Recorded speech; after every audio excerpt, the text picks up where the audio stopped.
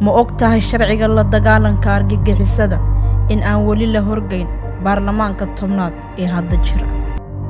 Sharcigan ayaa baarlamaankii 9aad la horgeeyay 25 July 2015 waxa ayna mariyeen aqrintii koobaad kadibna waa la isku laabay.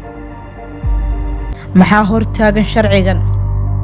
maxay tahay ujeedada baarlamaanka 10aad? sharcigan uu dhameystiri laayahay. baarlamaanka hadda jira gebi ahaantiisba way iska diideen sharciga in la horkeeno iyagoo ka dhex waay dantooda gaarka ah.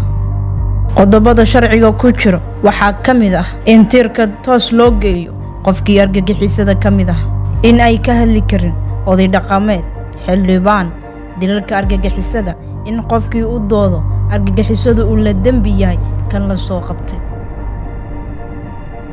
labadii sano ee maamulkaygu jiray waxaan saxiixay 2 sharci halka 29 hindis sharciyeed oo kale ay hor yaalaan labada gole ee baarlamaanka. in ka badan oo ka mid ah shuruucdaasi waxay muhiim u yihiin hirgelinta hawlaha dawladda siduu gudoomiyaha u sheegay la dagaalanka argagixisada. haddaba ansixin la'aanta sharcigan waxay dani ugu jirtaa hay'adaha ka macaasha amni darrada, argagixisada, siyaasiyiinta ka macaasha dawlad la'aanta iyo xildhibaanada shirkadaha gaarka loo leeyahay leh. yay faa'iido ugu jirtaa oo ku dhagan xillima ayayse suuragal noqon doontaa in la ansixiyo sharciga la dagaalanka argagixisadu.